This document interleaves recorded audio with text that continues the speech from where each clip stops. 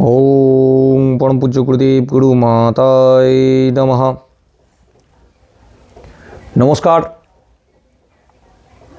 বেদমূর্তি তপনিষ্ঠ পণ্ডিত শ্রী রামশর্মা আচার্যের অখণ্ড জ্যোতি থেকে উদ্ধৃত একটি গল্প আজকে আমি আপনাদের শোনাব।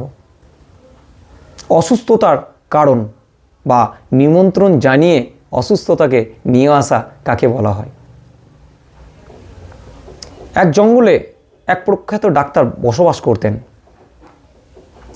আশেপাশে গ্রামগুলো থেকে অনেক খ্যাতি অর্জন করেছিলেন তিনি খ্যাতি অর্জন করেছিলেন এই কারণ তিনি জটিল থেকে জটিলতর রোগ সুস্থ করতে পারতেন। তিনি নিজে নিরোগ থাকতেন এবং নিরোগ থাকার পরামর্শ দিতেন। ওনার খোঁজে এক ব্যক্তি আসেন ওই জঙ্গলে। ডাক্তারবাবু তার সমস্ত ব্যাধির কথা শোনে এবং 1 মাসে ওষুধ দেয়। ওষুধের সঙ্গে তাকে নিজের মাথার ঘাম মিশিয়ে ডেলি সকালবেলা এবং সন্ধেবেলা সেবন করতে বলেন। তিনি ওষুধ নিয়ে বাড়ি চলে যান এবং প্রত্যেক দিন ওই ঘাম মিশে ওষুধ কিন্তু তিনি সেবন করতেন। 1 মাসের মধ্যেই তিনি সুস্থ হয়ে যান। ডাক্তারবাবুকে কৃতজ্ঞতা জ্ঞাপন করতে তিনি আসেন ডাক্তারবাবুর কাছে, কিছু উপহার নিয়েও আসেন। উপহার ডাক্তারবাবুকে দেন, কৃতজ্ঞতা জ্ঞাপন করেন এবং ডাক্তারবাবুকে জিজ্ঞেস করেন, ডাক্তারবাবু আপনি কী ওষুধ দিয়েছিলেন যে আমি সুস্থ হয়ে গেলাম?